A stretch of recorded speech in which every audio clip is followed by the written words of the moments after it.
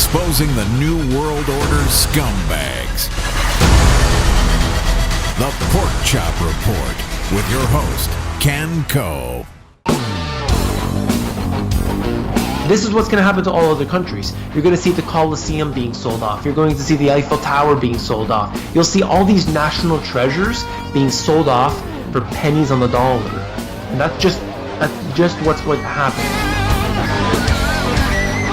Today we have David Quintieri of themoneygps.com. He's the author of The Money GPS and the Global Economic Collapse. Welcome, David.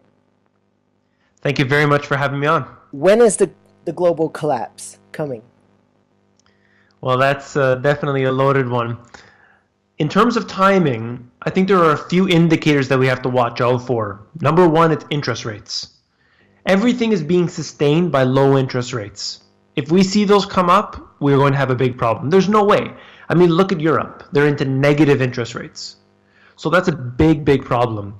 And I would also say the QE, that the central banks have printed about $15 trillion that they've admitted, and they have said that they're going to reduce their balance sheets by a total of about $1 trillion. And I don't think that they can do that without causing damage. So I think those are the two most important that we need to be careful about. So let's keep our eyes on that. The Fed keeps talking about reducing their balance sheet. However, we're in November now. They said they would do it in October. We're in November. I haven't seen anything. So definitely once those happen, that's when we need to watch out big time. Until then, it's a party.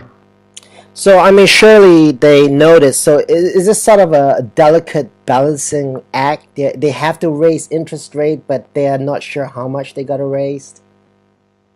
Basically, they're always going to be having this pressure on them from either side, and it's very political, even though they say it's not. Do we raise interest rates to keep everything sane? But okay, if we do raise interest rates, then we can't pay the national debt. So it's a big balancing act, of course, and where it's going, I mean, there's only one way it can go, unfortunately. The problem I see is that more and more people are finding themselves getting into the market, whether it's through mutual funds or they're doing their own stock investing. Actually, stock investing has become very easy for people today. That's why you see more and more people getting into it. They don't know what they're doing, but they just see that particular stock rising, so they drop some money in. And people will feel more attached to it. Even if they see those levels coming down through recessions or anything, they will be more attached to it, and they will not want to sell, even though they may feel they have a chance at this point. I think that's a big mistake. What is the deal with the bond market? Are they managing it? Do you see that? The bond market is supposedly, according to many, the biggest bubble ever. And we can see what has happened over these decades where you have the search for yield that's been occurring, especially in recent years. You're looking at bonds now, oddly, where you have some high-risk bonds, as far as I'm concerned, high risk, in Europe, that will give you next to nothing, and in some cases negative yield. But then you look at, in the West, it's a different situation. Why is that the case right now? What's happening? Well, central bank intervention has ruined all fundamentals. Nobody really talks about that. They think that everything is still the way it was, let's say 10 years ago, 20 years ago. Sure, there are, to some degrees, some of these effects still. However, central bank intervention has ruined many of the typical indicators that we would look at. I think bonds are going to really show their true face this time around. Last time we had the private sectors that had a problem. This time we have the public sector.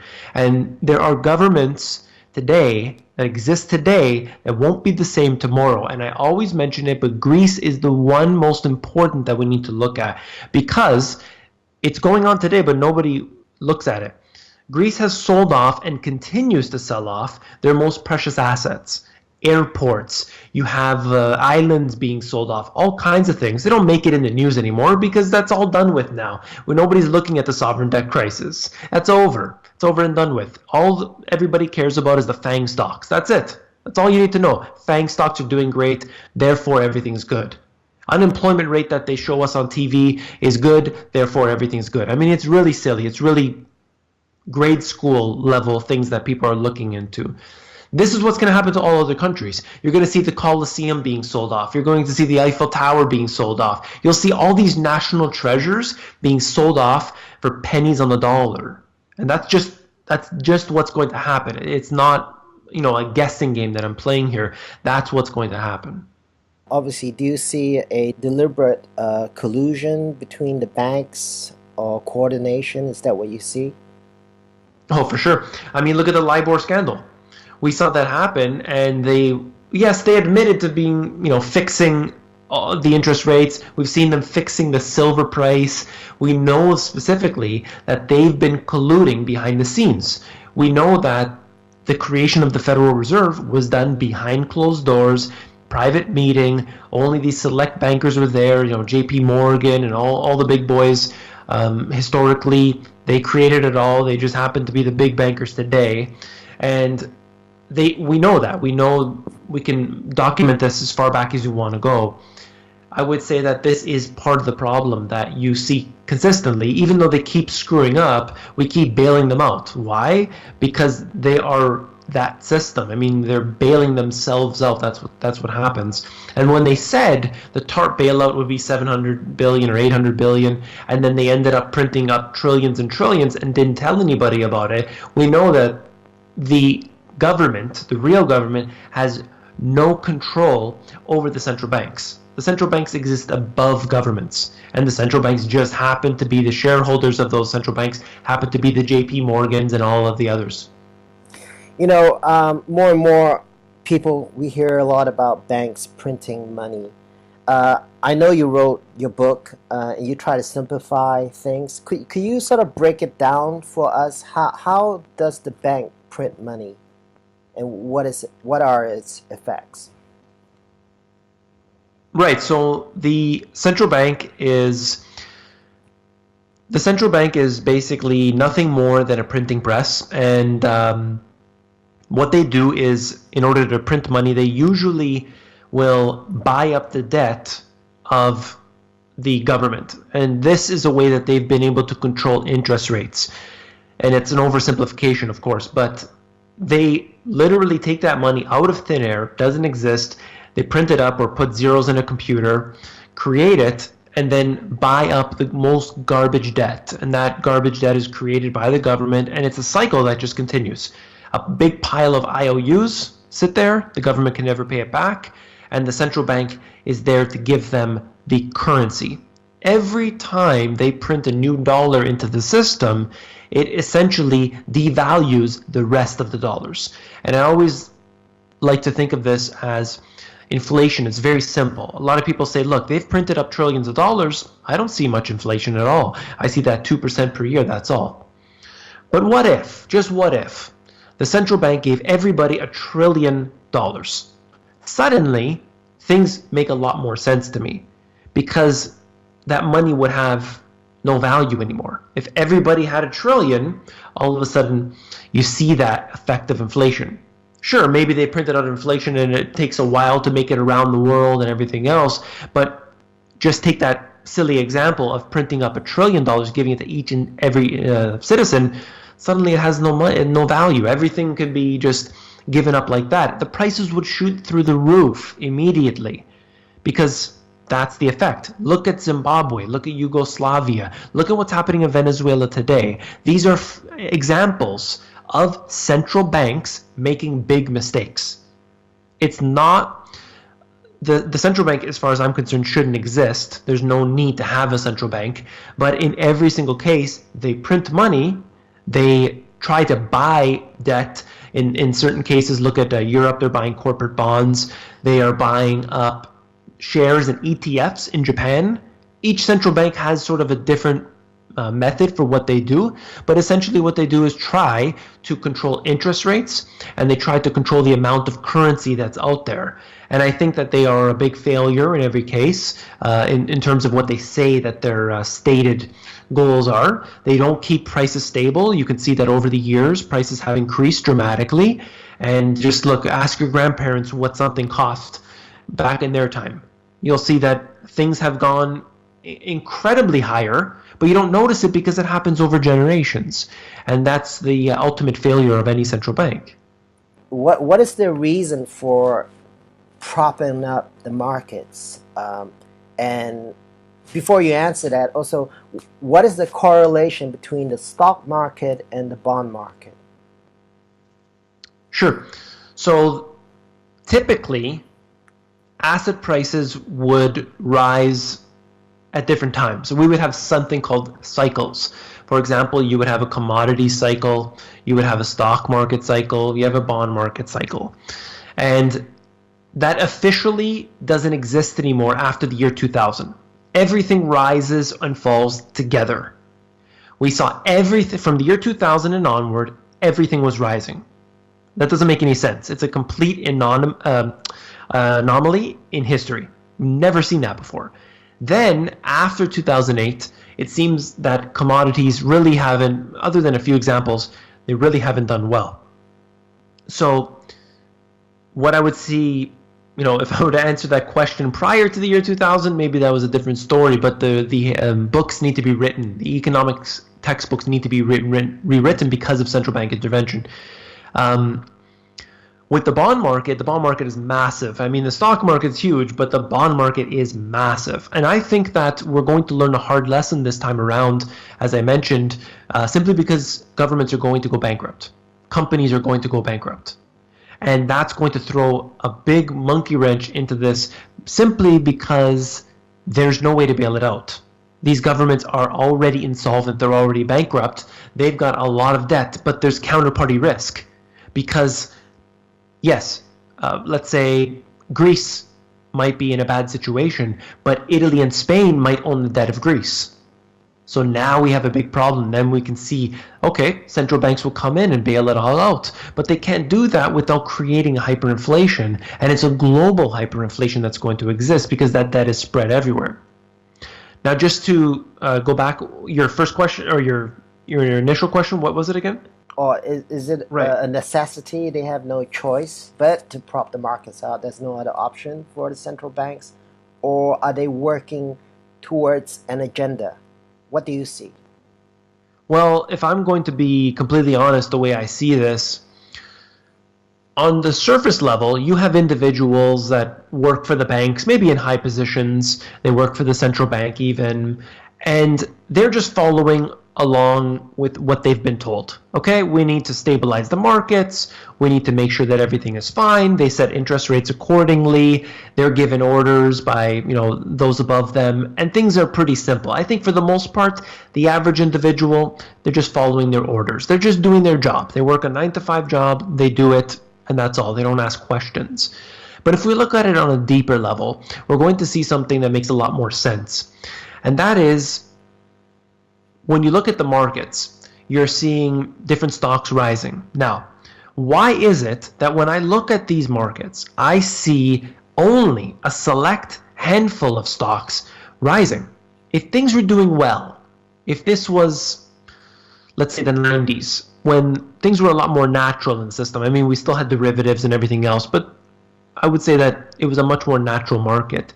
You had many stocks rising. Today, it's a handful. Why? Because central banks have been printing money to buy these shares. I covered that before. Bank of Norway, Central Bank of Norway, and the Bank of Japan is doing it. The Swiss National Bank is doing it. And I'm sure they're all doing it. I'm still digging into all the central banks and documenting that.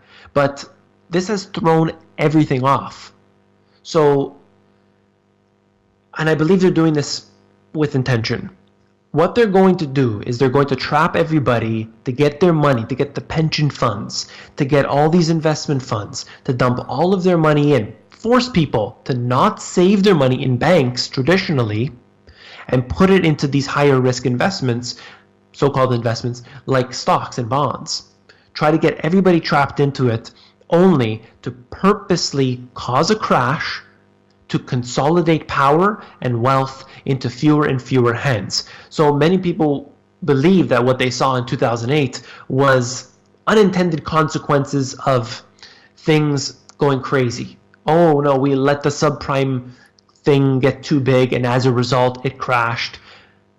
Doesn't work like that. They created it on purpose. They allowed the feeding of that monster so that it can continue to grow.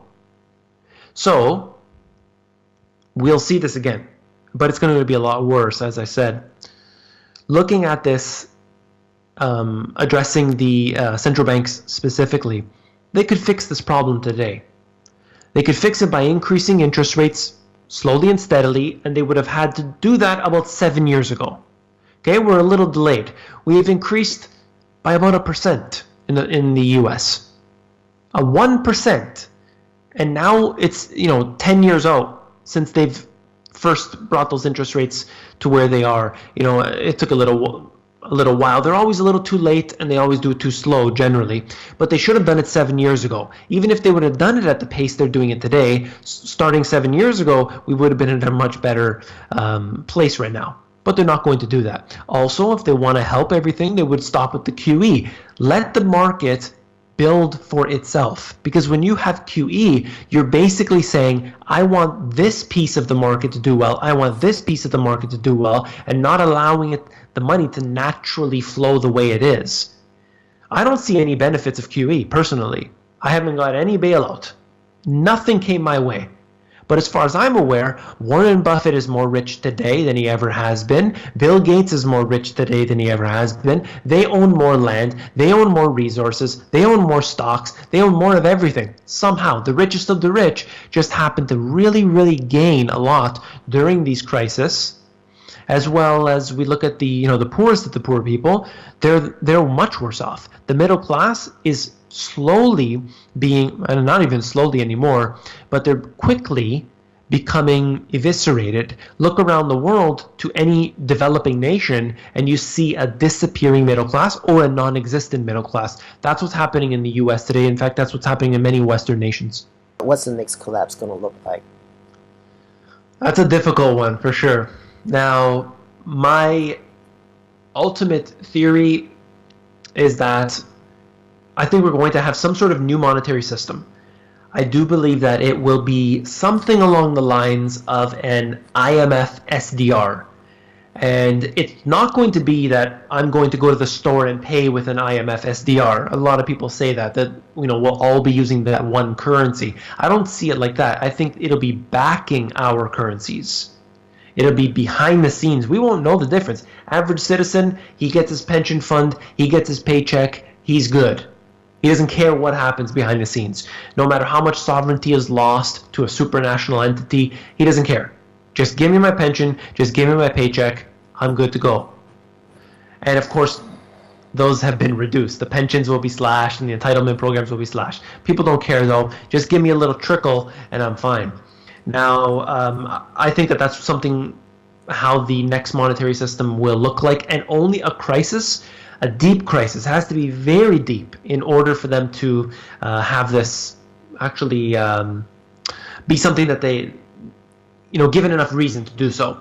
These crises have always given them an opportunity to bring in new regulations, new laws, and find new ways for the rich to get even richer. And look at just one very small example. Hank Paulson gave himself a $200 million tax break right around the time of the financial crisis. Everybody knows about that by now. What happened to him after? Well, obviously nothing. He's a friend of all those in charge.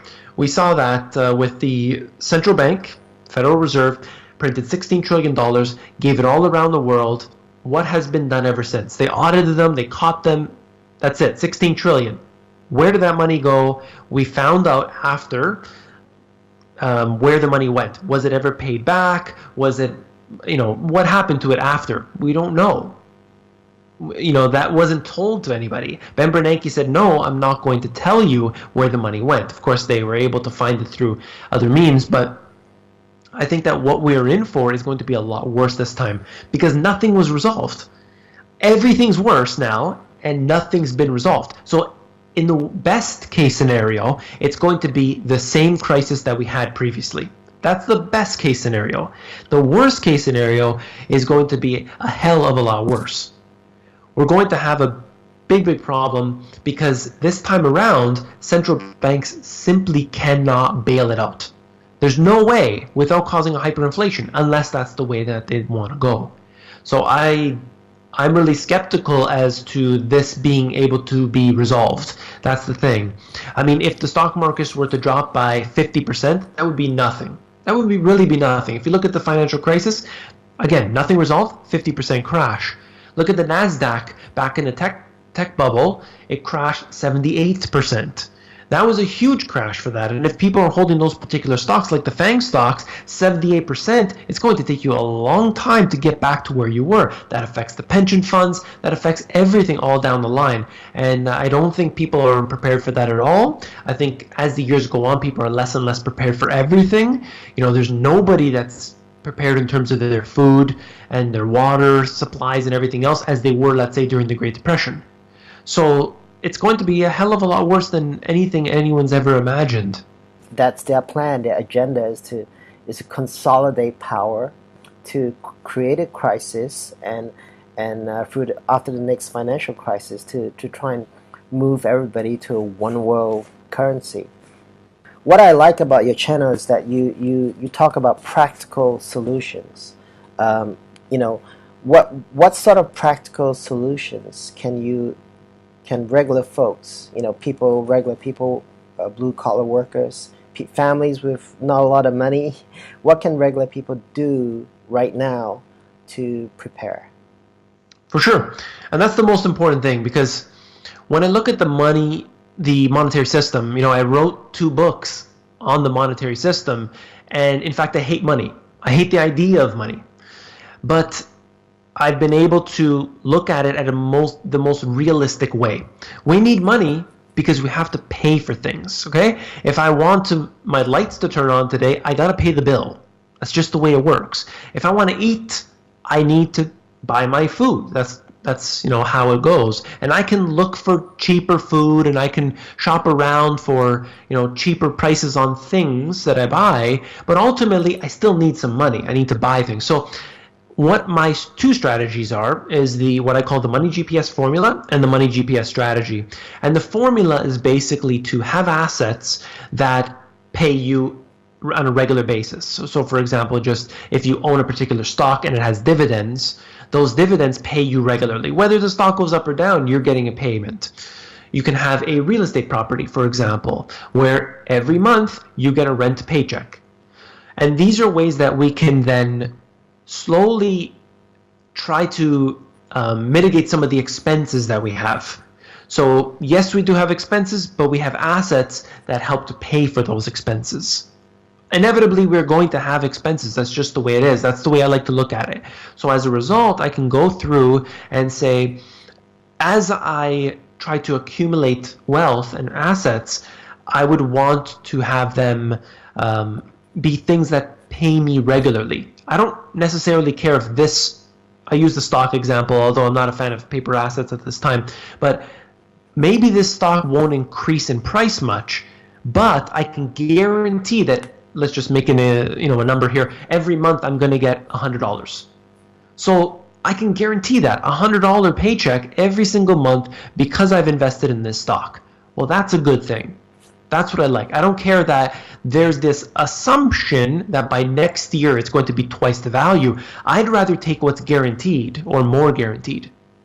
So that's the way I look at it. Having assets that pay you through passive income. This comes through businesses. This comes through stocks, through corporate bonds. Even some people like those things. You can get into different types of paper that exist. Anyway, I'm not a big fan of it, as I said, or real estate. And if you think that you need to have a lot of money to get into real estate, then you're not looking into it deeply enough. It's something I cover in my book. I do get it on my channel as well. There are other things that I've talked about before. And another thing is the Money GPS strategy. The Money GPS strategy is in my second book, where I get into how we can reduce our expenses. And that's the most simple thing. I mean, you pay for your internet, you pay for your cell phone bill, but how many times have you called your provider and asked for a better deal? Most people don't. They get the bill, they pay their bill. How many times have you gone and negotiated with your providers for something better? How about shopping around to another provider? These are things that people need to do, not just one time. You need to do that regularly throughout the year and consistently try to get better deals. Maybe you didn't have any success today, but tomorrow try again. I assure you, you're going to get something better off in the end. Another thing that people can look into is growing a garden. Have some of your own food. If you have a piece of land, even a small one, you need to grow a garden. You can grow some herbs. One of the most expensive things are herbs, and herbs could be grown indoors. I have an arrow garden, for example. I live in a colder climate. I live in Toronto, but year-round, I'm growing herbs. Now, sure, that's not going to, make a big dent in the pocketbook, but if I have to pay $3-4 at the store, I can grow them for myself, and I'll save that $3 or $4, and over the course of the year, that makes a bit of a difference. So something very simple, to live in a small place, maybe you don't have that room, you can grow in pots, you can grow in something like an arrow garden, that's another thing, okay? And then you look at water. Water is so important. Many people don't even know that there are springs available to everyone around. You just look at a website called Find a Spring. Find a Spring tells you in your area where you can get free and good fresh water, where people will review it, they have tested it, and then of course you would test it yourself, but you can get that spring water for free. You don't have to pay for bottled water. You don't have to do that with your drinking water. You can get it and you can harvest it yourself, old school, but it's something that people never think of these days because water comes through the tap, but the water that we get through the tap is poisonous and should never be drank. Another thing is to just be prepared. You want to know that if your normal water supply gets contaminated, that you have another supply available for you. The same thing goes for energy. You can have solar panels, you can have geothermal. There's so many things that people need to address. It's very simple and practical advice, I believe, and this is something that nobody thinks about because they're thinking of, I need to buy a stock today, it's going to go higher tomorrow, and that's how I'm going to make my money, and that's it. But I think that's a little bit foolish because we don't know when the central banks are going to decide to pull the plug. I don't know. I'm sure there's nobody out there who knows except maybe the highest of the high positions of power. So my idea is prepare for myself, get ready for the worst, have all my, things lined up and ready to go, and if there is a recession or worse, then I'll be better off. I mean, look at Venezuela. I think it defaulted, right? And people are eating dogs and cats off the street. It's terrible to read that kind of news, and I've heard from so many people in Venezuela contact me, and they're telling me about the situation. They say, yes, it's what you read on the news. I mean, maybe they say, maybe it's not this bad, or I haven't seen any of the, the animals and this and that, somebody told me, but they say, I believe it because it's getting so bad here. They don't even want to go for walks at any time of the day. Forget about nighttime because people are getting mugged so often. And why? Because of this whole monetary system that's been set up to crush the average individual. What about preserving personal wealth? What are your suggestions? To spread your assets far and wide. Many people, let's say 7 years ago and prior, were in this belief that we need to have precious metals. Precious metals are everything that we have, and I'm a big proponent of precious metals. I like precious metals. But I don't think that everybody should be dumping everything they have in precious metals. That's not a good idea. It's not good to put all of your eggs into one basket, as they say. Most people, I would say 95% of people, they have all their eggs in one basket, and typically that's in stocks. Whether it's mutual funds or anything else, let's call it paper. They all have their money in paper. When they talk about having a real estate investment, they're either talking about their own property, which is not an investment, or they're talking about REITs, real estate investment trusts. These are paper assets. Look at any of these, in Canada, there's Cadillac Fairview, any of these companies that own big blocks of real estate, okay? Somebody will invest in Cadillac Fairview and believe that they've invested in real estate. No, it doesn't work like that. Because that real estate investment may not have dropped during the last recession, but you look at the Cadillac Fairview stock, it took a hit. So you need to be very clear on what you're investing in. I think real assets, as a general term, is what people need to preserve their wealth. Yes, you want a little bit of precious metals. You want to have what they call junk silver or common coins. You want to have some sort of food preparation, whatever that is. Have something. If you have a garden in your backyard, and maybe, it's not everything that you need, but a little garden, hey, that's great. You need to have some sort of water source, whether it's you're going to filter through something like a big Berkey water filter, whether you have water catchment, you have a big container outside that catches the water, filters it through UV light and everything else. These are simple things. People don't think of that, but I assure you 100 years ago these were things that people do think about. Look at what happened with Flint, Michigan. Their water supply was just completely destroyed. Then what did they do? Oh, now we need to worry. Now we have to beg to the government. Now we have to worry about people looting our homes. These are things you want to have well in advance. You don't want to have to think about that. Be prepared. And the simple things in life. Because all of a sudden, you'll go through, we just saw with the hurricane, water bottles. Your water bottles were going up for cases, I think it was like $20 a case or something of water. And if you had prepared beforehand, you didn't have to care what the water was. You weren't going to drink it. You weren't going to have to buy it. So that's another thing. In terms of the assets, a lot of people are getting into cryptocurrencies these days, and I do believe that you can do so, but be very careful, because if you're holding onto cryptos, you need to know that most people, I would project 90 to 95% of the money that's out there, of that 200 billion, is not held in people's private hands. You need to hold on to your own private keys and not keep them on exchanges, not keep them on any of these wallets and things that somebody else has control of. Be very careful with that. And also with all these cryptocurrencies, don't buy them in the hopes that they will be, 5 times. You hear all these predictions. Oh, it's going to be 10 times higher. It's going to be 5 times higher. We don't know what it's going to be. Probably it looks to go higher, but don't buy it based on the fact that it's going to go higher. You want it to be able to use as a method of transaction in between two people. There's different reasons why you would want it, but like I said, don't put everything all into one asset. It's just not a smart idea. Diversification is very important. Now, we see also a lot of the banks are getting into blockchain technology. They're trying to create their own cryptos.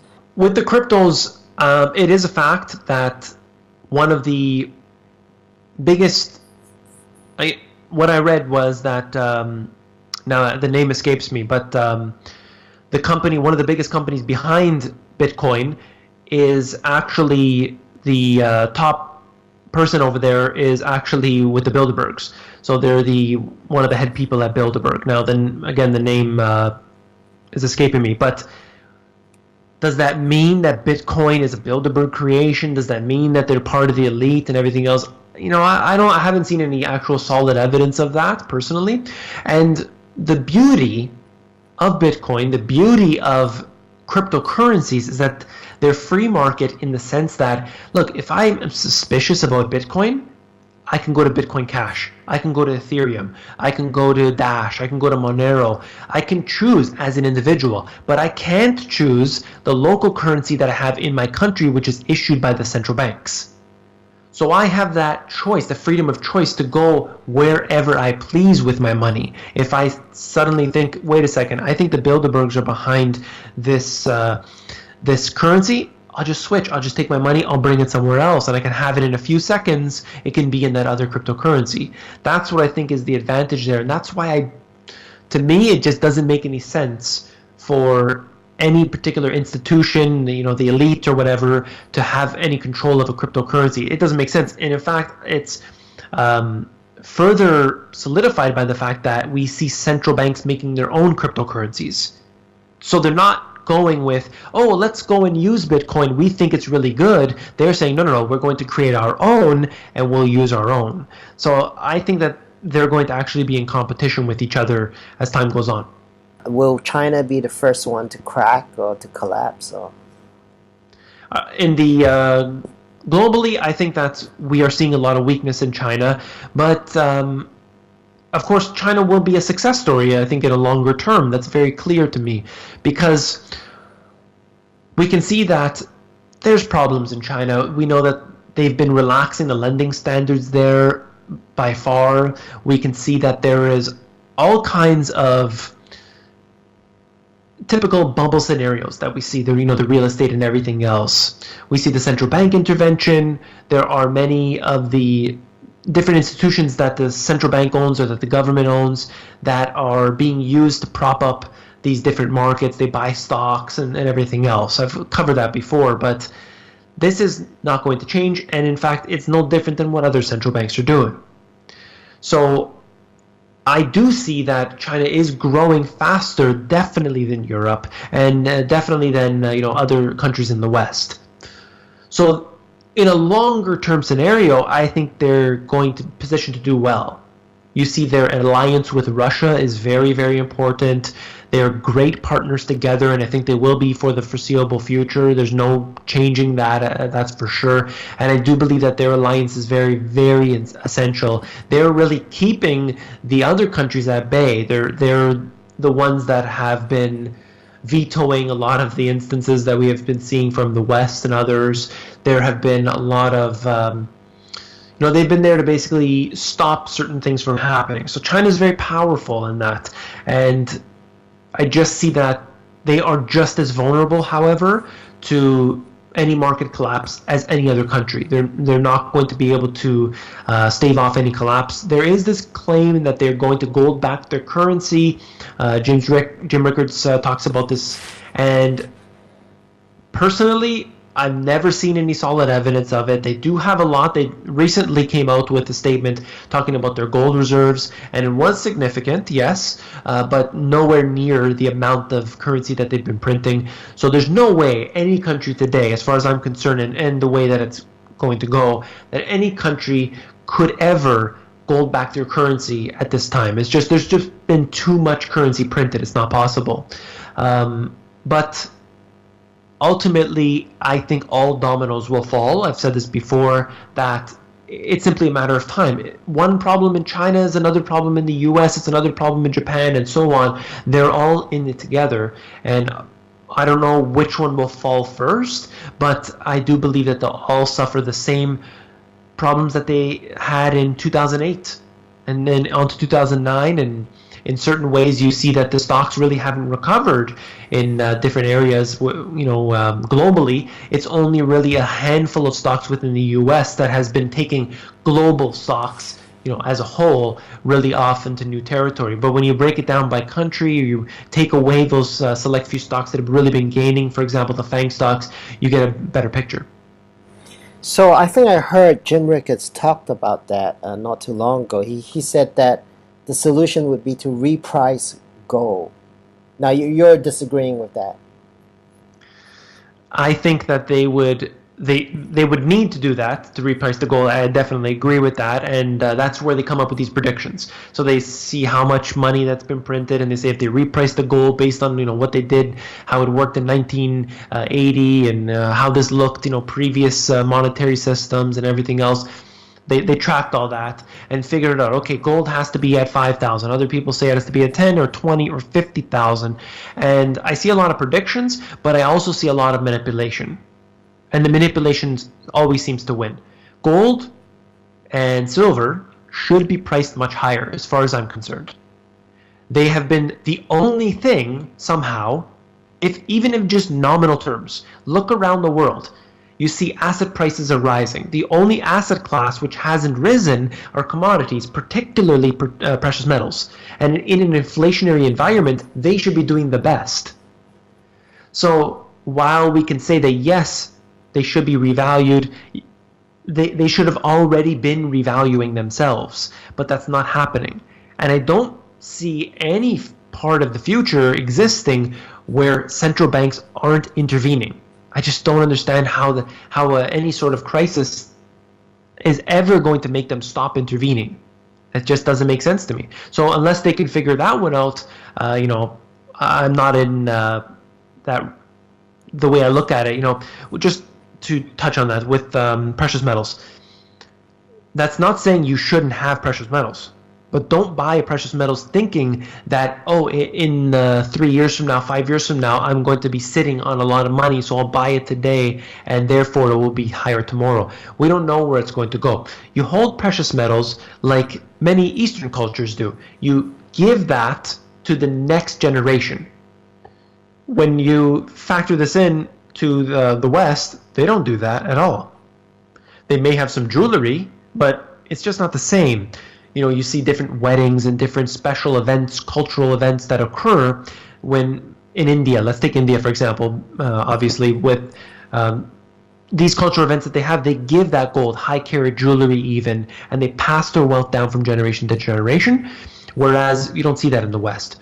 So this is something that is a really big disconnect. If you can just do that, you would see that same thing occurring where wealth is passed down, and as the generations go on, people get more and more wealth, and that's kept within precious metals. What's the price today? What was it 20 years ago or 100 years ago? It doesn't matter. They have that wealth, and it's stored in precious metals. Were you born Canadian, or where are you from, and how do you get involved? Born and raised in Toronto, and I started reading about this many years ago now, and I've always been into the Austrian economics. That was my favorite. Over the years, I've read books that are obviously not Austrian economics type books. Although Alan Greenspan changed for a period of time, I read Alan Greenspan. I read Nouriel Roubini, which I don't really agree with. I read authors that I don't agree with, and just to have a better sense of my own judgment, to realize what's what in this world. We can't trust all the economics textbooks because they're not accurate. We can't look at these markets and take them for what they are. You have to look into it from 10 different angles to be able to address the situation, and then you keep looking into it over the years. I've been following this along for many years now, and things unfortunately are not looking good for the future. That's just the way it is. A lot of people are going to be burned with this one. There wasn't that many people that were hurt enough throughout the financial crisis to make them learn their lesson. So we're going to see that, and it's not going to be good, I can tell you that much, because the pension funds are already unfunded or redlining, and this next time it's going to be completely destroying them. As a result, you'll see regular people who are being hurt. Last time you didn't see as much of that. It was really more of a slow decay, unemployment, but they were giving people extended employment benefits for a period of time, and other things that were there, social safety nets and everything else. This time around, I don't know what they're going to do other than hyperinflate the currency. Are they going to bring us to war with Korea and Russia, China? Well, in the end, they always go to war. The only question I have is, will it be a proxy war or will it be a hot war? And I don't know how a hot war can ever last more than 5 minutes. I just don't understand, because if one nuke goes off, I think that's it. I think it's over. And in that case, I don't think we have to worry anymore because we'll all be gone. So I don't know how. I just don't see it. That's why they're fighting proxy wars right now. You can see that going on with Syria. Perfect example. Russia said, "Get out of here. Don't ever come in here. Don't bomb here. Don't have anything to deal with this country. You can go screw up Iraq and Afghanistan. That's your business." And Syria is being protected by Russia, but the U.S. consistently, they're just feeding all the organizations over there, and we all know what's happening. I really don't know what the result of all that is, because there's been a lot of saber rattling. There's been a lot of threats, and the whole time, what I think is really funny is Assad has been the most quiet. We haven't heard from this guy in years, practically. So I'm not sure what's really. I don't know if he's even in the country anymore. Just the way it seems, because you have Russia in there, you have Iran in there, you have the US in there, you have all of these organizations, which I won't name, you know what I'm talking about, that are constantly, disrupting everything that's going on. Assad, nowhere to be found. I just find it very strange. It's as if he's never told anybody to go home. You never see that. Him saying, can everybody please leave my country now? This is just, it's a really big problem. That's not really happening. I'm only seeing Russia saying, okay, everyone back off. So it's really strange what I see there, and I think that could have been a trigger a long time ago, a full-scale invasion. It didn't happen. North Korea, I see the images of the Kim Jong-un, and I think it's a Hollywood set the way that it looks. I'm not willing to believe it. I'd have to see some better evidence than these silly pictures, which I think they took 1,000 pictures in one day, and we've been seeing the exact same pictures ever since. It just seems too fake to me. Now I don't know. I've never been there and everything else, but I just think that it's quite contrived, or at least trying to give a reason for people to be in fear. Because look what's happened with Iraq and Afghanistan. They've lost their muster. They've decided that there's nothing really to worry about there anymore. Hey, we won the war apparently, and all this business. So I think they're just moving on to another country, and if it's not going to be a hot war, they at least want it to be a cold war. They want people to be scared, and that's a great way to basically use that as to steal people's freedoms at home. What is your background? Are you an economist, a trader? I do, let me just say that I do work for a financial company, but, the reason why I know what I know is from my own personal love of this whole world of finance.